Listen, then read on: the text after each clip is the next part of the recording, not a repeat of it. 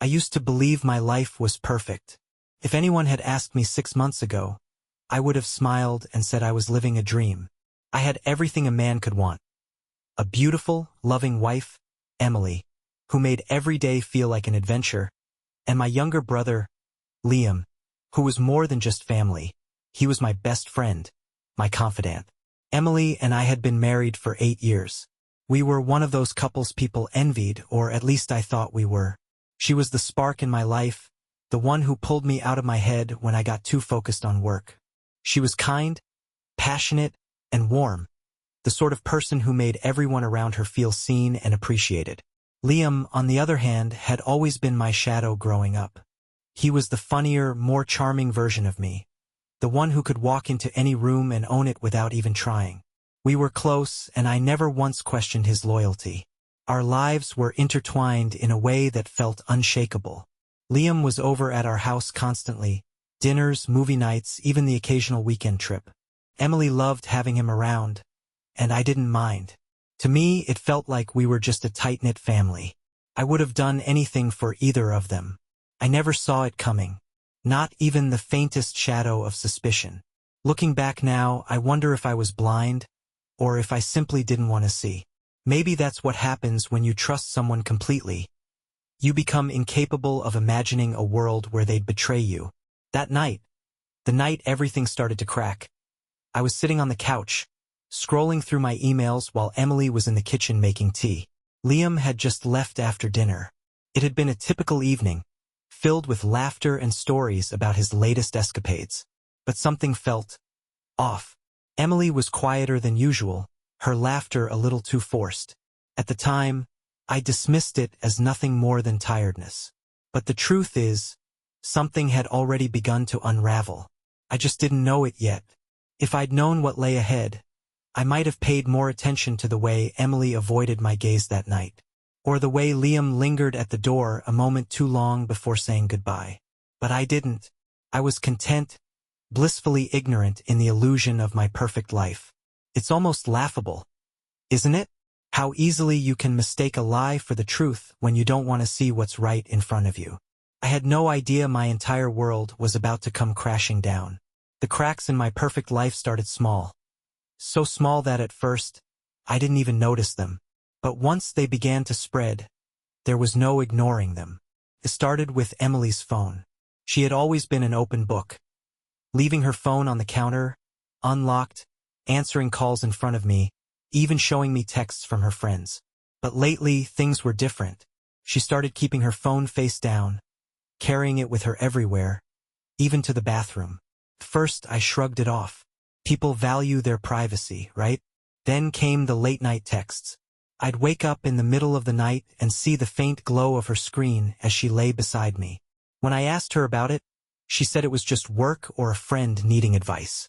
That explanation worked the first time, maybe even the second. But the third? It stuck in my mind like a splinter I couldn't get rid of. And then there was Liam. He started coming over more frequently, always finding an excuse to drop by unannounced. At first, I didn't think much of it. He was my brother, after all. But something about the way he interacted with Emily started to bother me. There was a tension between them, a shared glance here, a lingering touch there. Nothing overt, nothing I could point to and say, that's wrong. But it felt wrong. I told myself I was imagining things, that I was being paranoid. Emily and Liam were close because we were all close. That's what family was supposed to look like, wasn't it? Still, the doubts gnawed at me, and the more I tried to push them down, the more persistent they became. The tipping point came one Friday night. We were all sitting in the living room, Emily, Liam, and me watching a movie. Emily was curled up on the couch, her legs tucked under her, and Liam was in the armchair. At one point, Emily got up to get a drink, and as she passed Liam, she lightly brushed his shoulder with her hand. It was such a small, insignificant gesture, but something about it made my stomach churn. After the movie ended and Liam had left, I asked Emily about it. Why did you touch his shoulder like that? She looked at me like I'd grown a second head. What are you talking about? I didn't touch his shoulder. You did, I insisted, when you walked past him to the kitchen. Her laugh was nervous, almost forced. Alex, I think you're imagining things. That was when the doubt became something darker, something I couldn't ignore. I decided I needed to know the truth, even if it destroyed me. And so, for the first time in our marriage, I began to watch Emily, not as my wife, but as someone who might be hiding something from me. I didn't know what I was looking for, but deep down, I knew I'd find it. The moment everything changed was so ordinary, so mundane, that it almost slipped by unnoticed. I was cleaning up the house, something Emily always nagged me about when I put it off. I figured I'd surprise her by tackling the mess in the living room. As I sorted through the pile of magazines, receipts, and junk mail on the coffee table, something caught my eye.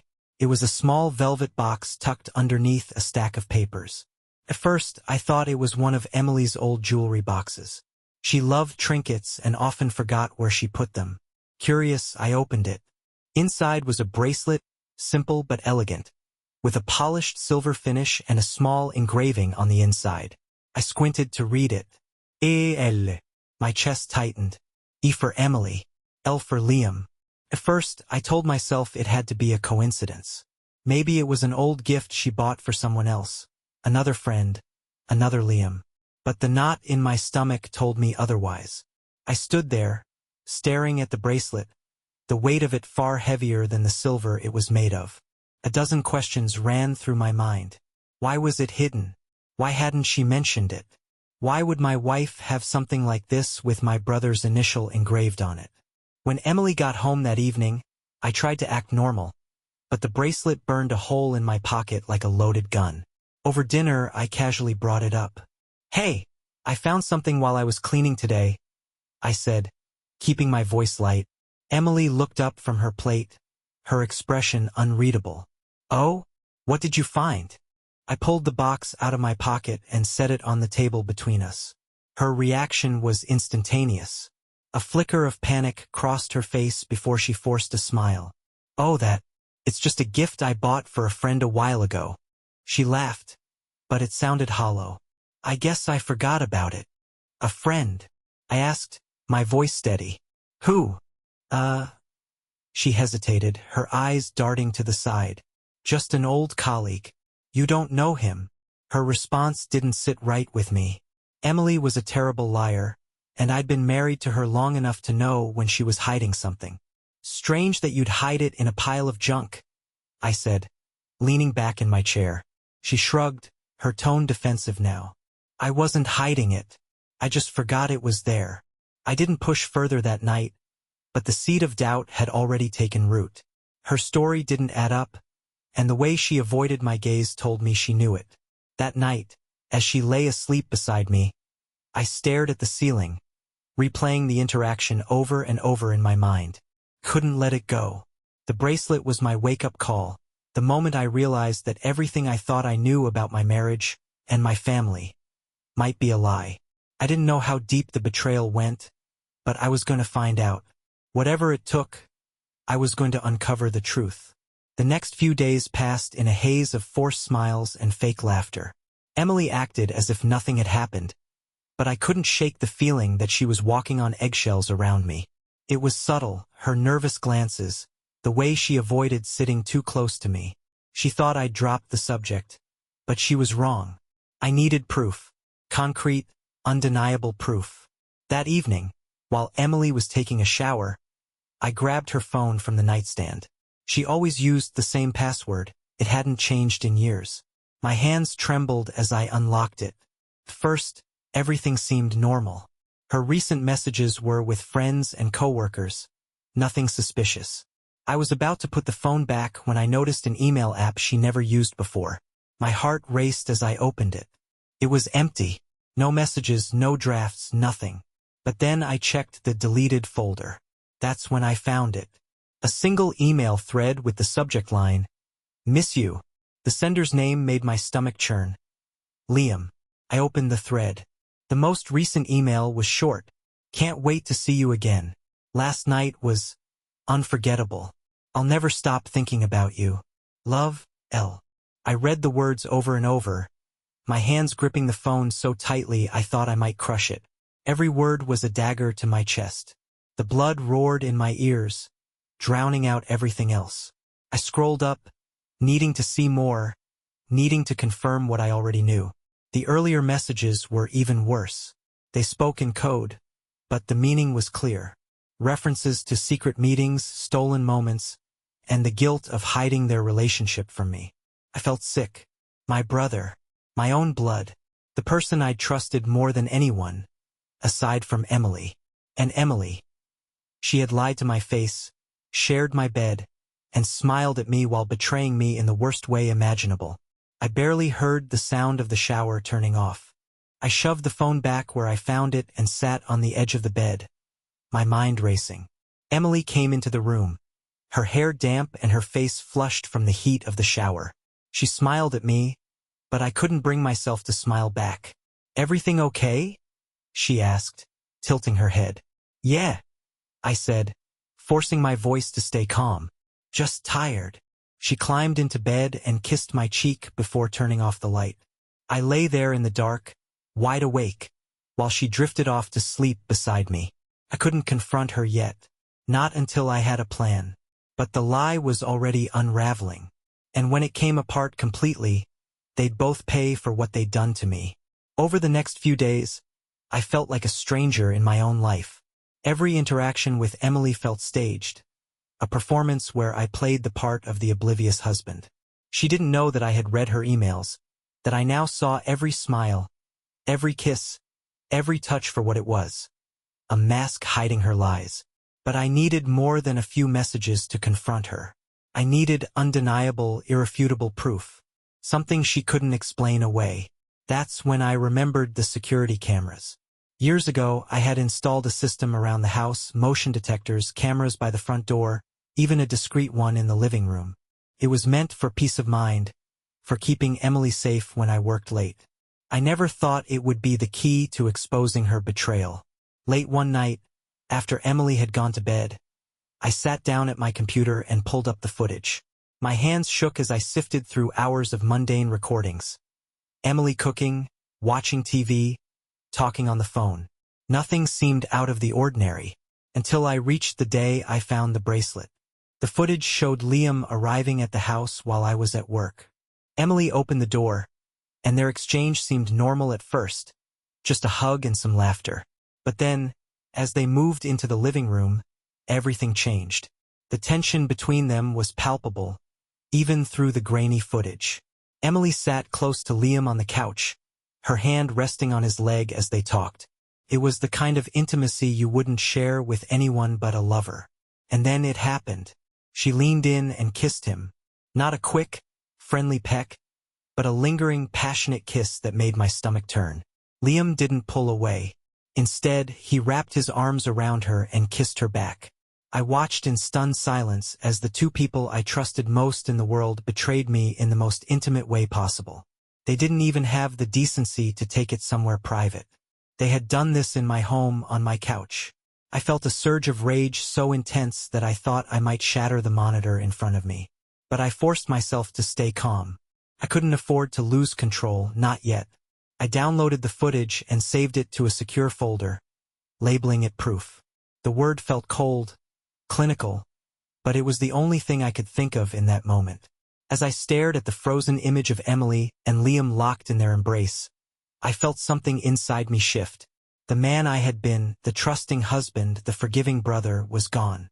In his place was someone darker, someone who wanted justice, no matter the cost. They had crossed a line, and I would make sure they paid for it. Every lie, every betrayal, every stolen moment. They would regret it all. I closed the laptop, my plan forming piece by piece. The betrayal had been confirmed. Now it was time for revenge. The next morning, I woke up with a clarity I hadn't felt in days. The betrayal was no longer a question, it was a fact. And the people who had hurt me so deeply were about to feel the consequences of their actions. I started with Emily. She was in the kitchen, humming to herself as she made coffee. Watching her move so effortlessly, so blissfully unaware, made my blood boil. How could she act like everything was normal? Like she hadn't ripped my heart out just days ago. "Emily?" I said, my voice calm but cold. She turned to me, smiling. "Morning, honey." Coffee? No, I replied, stepping closer. We need to talk. Her smile faltered. About what? I pulled out my phone, opened the folder marked proof, and slid it across the counter.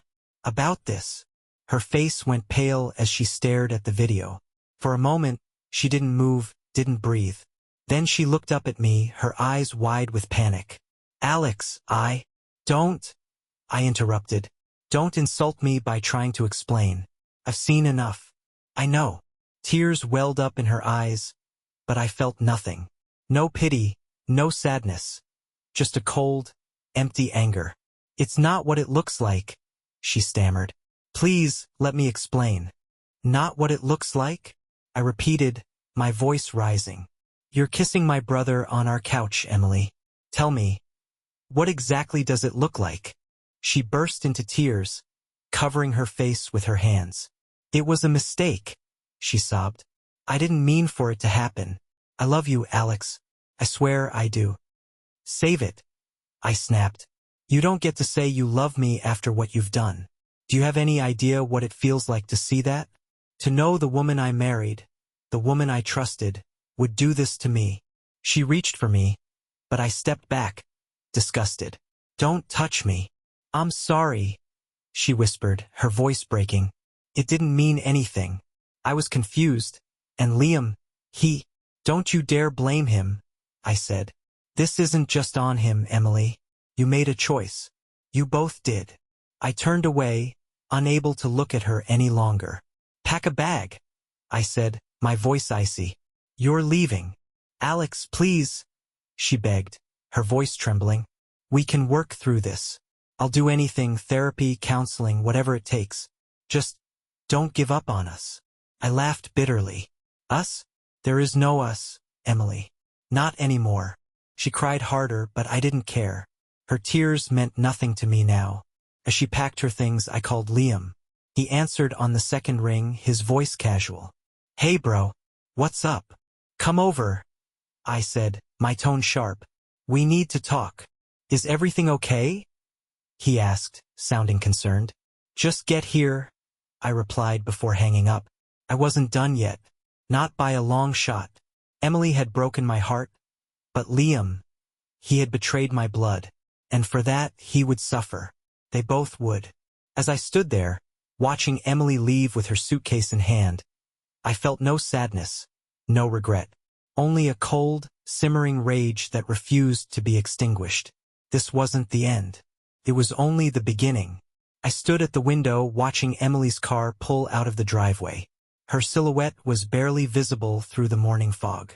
The house was eerily quiet now, the kind of silence that made my thoughts thunder louder in my head. She was gone. But this wasn't over. Not yet. I poured myself a drink, even though it was still morning. I needed the burn to remind myself I was alive, to steady my hands for what was to come. I had given her the first taste of my wrath, but Liam, he deserved something much worse. The betrayal wasn't just about infidelity. It was about trust, loyalty, and family. Liam had crossed a line that could never be uncrossed. And for that, he would pay. It wasn't going to be immediate. No, I wanted him to feel safe first, to believe he had escaped unscathed. I wanted him to lower his guard so that when I struck, it would hit him where it hurt the most. When Liam arrived an hour later, he walked into the house with his usual smug confidence. He smiled at me like nothing had happened, like he hadn't stabbed me in the back. Hey man, he said, clapping me on the shoulder. What's going on? I forced a smile. Grab a drink. We need to talk. He raised an eyebrow but didn't question it. As he poured himself a whiskey, I studied him, the way he moved, the way he grinned as if he didn't have a care in the world. It made my stomach turn. You've been coming around a lot lately? I said casually, leaning against the counter. He chuckled nervously. Yeah, well, I like spending time with you guys. Your family. Family? I repeated, swirling the amber liquid in my glass. That's an interesting word, isn't it? Liam froze for a fraction of a second before recovering, his grin faltering. What's this about, Alex? I leaned in, lowering my voice. Do you think I'm an idiot, Liam? Do you think I don't know what you've been doing behind my back? He blinked, his smile now completely gone. I don't know what you're talking about. Don't lie to me, I snapped, slamming my glass on the counter. I know about you and Emily. I've seen the emails, the messages. I even have video proof. Liam's face went pale, and he stammered, Alex, I can explain. Don't, I said, cutting him off. Don't insult me with excuses. He took a step back, his hands raised as if to defend himself. It wasn't supposed to happen. I didn't mean for it to go that far. But it did, I said coldly. You didn't just betray me, Liam. You destroyed the one thing I thought was unbreakable, our bond as brothers. Alex, please, he begged. It was a mistake. I swear, it didn't mean anything. I laughed bitterly, the sound hollow in the empty kitchen. Didn't mean anything? That's what you're going with? You slept with my wife, Liam, in my house, and you want me to believe it didn't mean anything? He opened his mouth to speak, but I held up a hand to silence him. Save it. You're gonna pay for this, Liam. But not today. No, I'm gonna give you some time to think about what you've done. To wonder when the hammer is going to fall. I stepped closer, my voice low and menacing. You won't see it coming, but when it does, you'll wish you'd never crossed me. Liam looked at me, his eyes wide with fear, but I turned away, dismissing him like he was nothing. Get out of my house, I said quietly. He hesitated for a moment, then grabbed his jacket and bolted for the door. As it slammed shut behind him, I stood in the silence, my heart pounding in my chest. This was just the beginning. They thought they could betray me and walk away unscathed. They were wrong, very wrong. Now it was time to set my plan into motion. I spent the next week playing the part of a man trying to move on. To Emily and Liam, it seemed like I was putting the pieces of my life back together. Working, smiling, even cracking jokes when the moment called for it. I needed them to believe that their secret was safely buried in the past. For Emily, I started texting her as if I was softening. Small messages like, I miss you, or I wish we could talk. She replied eagerly every time, apologizing profusely and promising she'd do whatever it took to fix things. Liam was harder to manage. He avoided me like the plague, probably fearing I'd follow through on my threats. But I wasn't going to let him off that easily. I called him one evening, keeping my tone light and casual. Liam, I said, I've been thinking, we're brothers. This whole thing with Emily, I'm not saying I've forgiven you, but I don't want to throw away our relationship over this. There was a long pause before he responded. Really? He asked, his voice tentative. Yeah, I said. What's done is done. I don't want to live my life angry, you know? He exhaled audibly, relief dripping from his tone. Thanks, man. That means a lot. I invited him over for dinner that weekend, telling him it would just be the two of us. Some drinks, a chance to clear the air. He hesitated at first, but eventually agreed. Emily, on the other hand, took the bait faster than I expected. When I hinted that I was ready to meet and talk things through, she jumped at the opportunity. I'll come over, she offered quickly. No, I said, keeping my voice measured. Let's go somewhere neutral. I think it'll help. She agreed, and I told her I'd take her on a weekend getaway to our family's cabin. It was secluded, private. The perfect place to have an honest conversation. What neither of them realized was that I had planned for them both to end up at that cabin, but not in the way they expected. The days leading up to the weekend felt like an eternity. I stayed up late every night, fine-tuning every detail of what was to come. This wasn't just about revenge. It was about making them understand the depth of their betrayal. When Saturday finally arrived, I packed my things for the trip and sent Emily a message, telling her to meet me at the cabin later that evening. Then I called Liam. Hey, I said, keeping my tone upbeat. I was thinking, why wait until tomorrow? Come over to the cabin tonight. We can start the weekend early, just the two of us. He hesitated but eventually agreed. Sure, I'll head over in a couple of hours. Perfect. I arrived at the cabin ahead of them, making sure everything was ready. The locks, the cameras, the tools, it all had to be perfect. This wasn't just going to be a confrontation.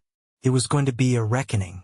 As the sun set and the cabin was bathed in shadows, I sat on the porch, sipping a drink and waiting for my guests to arrive. They thought they were walking into a conversation. What they didn't know was that they were stepping into a carefully laid trap, one they wouldn't escape from unscathed. This was it. The night everything changed. Liam arrived first, pulling up to the cabin just as the last light of day faded. He stepped out of his car, visibly nervous, his hands stuffed into his jacket pockets. I greeted him at the door with a smile, playing the part of the forgiving brother. "Glad you could make it," I said, clapping him on the shoulder. "Yeah, me too," he replied, his voice lacking conviction. I led him inside, where the fireplace crackled warmly, casting flickering shadows across the room. The cabin looked inviting, almost cozy, but every detail had been staged. The liquor bottles on the table, the 2 glasses, everything was designed to make him let his guard down. We sat by the fire, and I poured us each a drink. Liam sipped cautiously, his eyes darting around the room like he expected a trap to spring at any moment. "So," I began, keeping my tone light, "how's life been?" He glanced at me, unsure how to respond. "It's fine, I guess." "You?" I chuckled. "Fine? That's all you've got? Come on, Liam. You've always been better with words than that." He shifted uncomfortably in his seat. "Look, Alex, I really am sorry about everything. I don't know what I was thinking. It was a mistake." I leaned back in my chair, swirling the whiskey in my glass. "A mistake, huh? Funny thing about mistakes, they usually happen once. But this wasn't a mistake, Liam. It was a choice. A deliberate, calculated choice." He opened his mouth to respond, but before he could say anything, there was a knock at the door. "That must be Emily," I said, standing up. Liam froze. "Emily?" "Yeah," I said casually, heading for the door. I thought it'd be good for all 3 of us to talk. Clear the air. I opened the door, and there she was, Emily, holding a small overnight bag and wearing an uncertain smile. "Hi," she said softly, her eyes flicking behind me to see Liam sitting by the fire. Her smile vanished. "What's he doing here?" "Come in," I said, ignoring her question. She stepped inside, her eyes darting nervously between me and Liam. The tension in the room was suffocating, and I reveled in it. "Why don't you sit down?" I suggested, gesturing to the couch across from Liam. Emily hesitated but eventually sat, clutching her bag like a lifeline.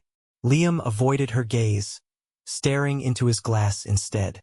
For a moment, none of us spoke. The only sound was the crackling of the fire. Then I broke the silence. "You know," I said, pacing the room, "I've been thinking a lot about the 2 of you, about how you betrayed me. Not just as a husband, but as a brother." "Alex," Emily began, her voice trembling, "we didn't mean to hurt you. It just happened." I laughed. A cold, bitter sound. "It just happened? Is that what you tell yourself to sleep at night? That you accidentally betrayed the person who trusted you most in the world?" Liam shifted in his seat. "Look, Alex, I already said I'm sorry.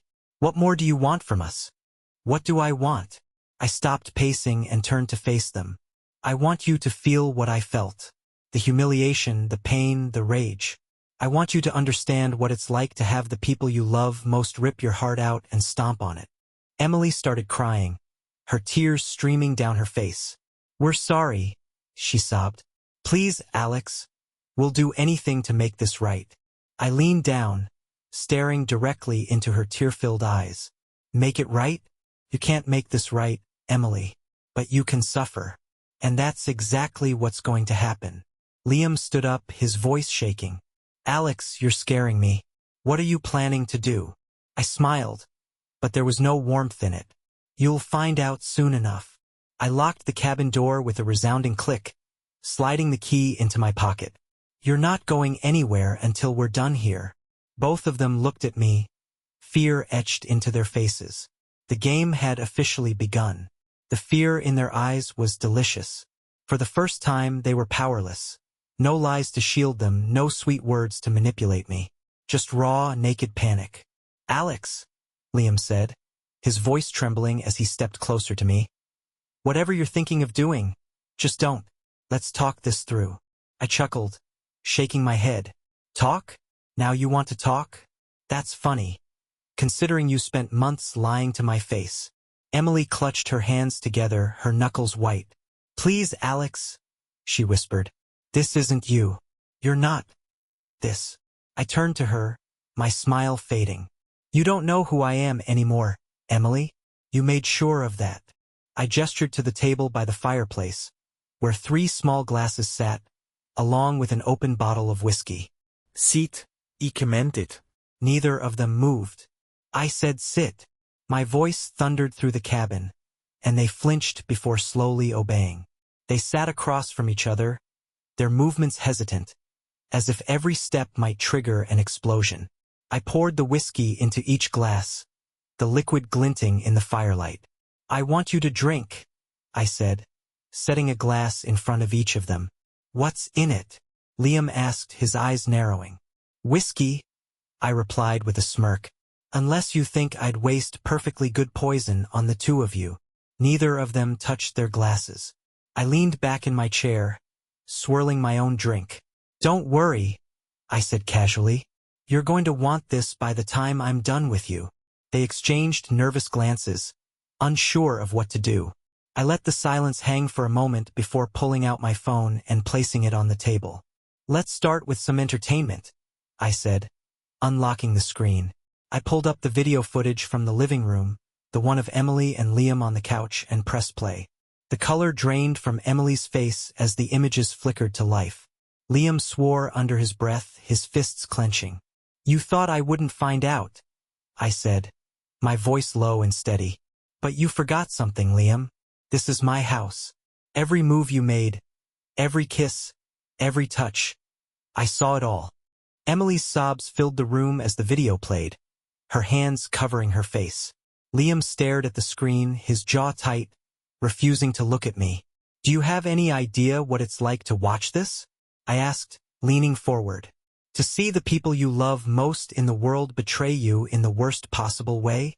I'm sorry, Emily choked out, her voice barely audible. Alex, Shut up, I snapped, slamming my hand on the table. She flinched, her tears falling faster. You don't get to apologize, I continued. You don't get to cry.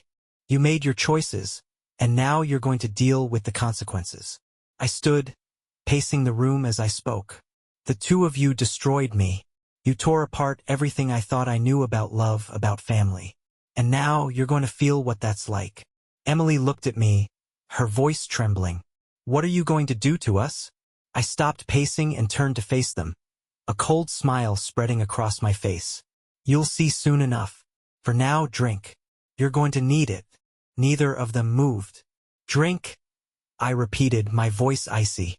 Reluctantly, they lifted their glasses. The tension in the room was suffocating as they took small sips, their hands trembling. I watched them in silence, letting their fear grow with every passing second. This was just the beginning. By the time the night was over, they would wish they had never met me. I let the silence stretch, watching their faces pale under the weight of what I had shown them. You disgust me, I said, finally breaking the stillness. Both of you. Liam, my brother. Emily, my wife. I trusted you, and you treated me like a fool. Emily sobbed quietly, her hands trembling on her lap.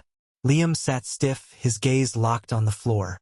I gave you everything, I continued, my voice rising. And this is how you repay me?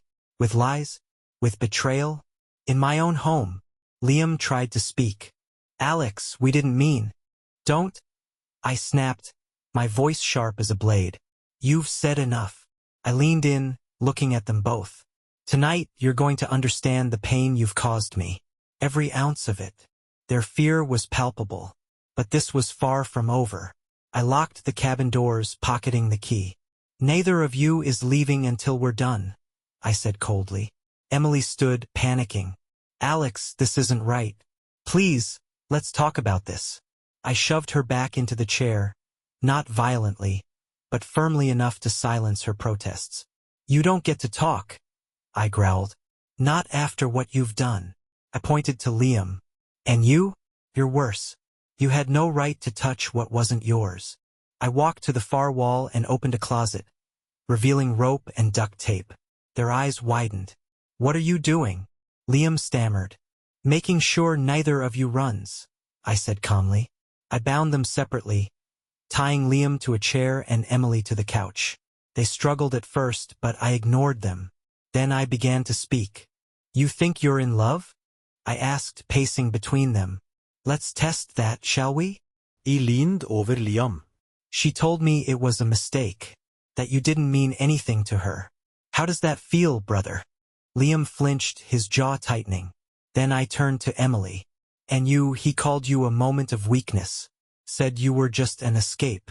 How does that feel, wife? They both began shouting over each other, accusing, blaming. The cracks in their alliance widened with every word. Their arguments devolved into chaos, their betrayal turning inward as they attacked one another. I stood back, watching the destruction. You deserve each other, I said, my voice cutting through their shouting. But you'll never forget what you've done. I left the cabin, locking the door behind me. The key I tossed into the woods. They would be found eventually, but not before they had time to reflect on the mess they had created.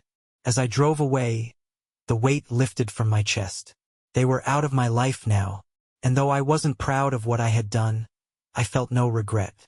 The bond they had shattered was gone forever, but so was my burden.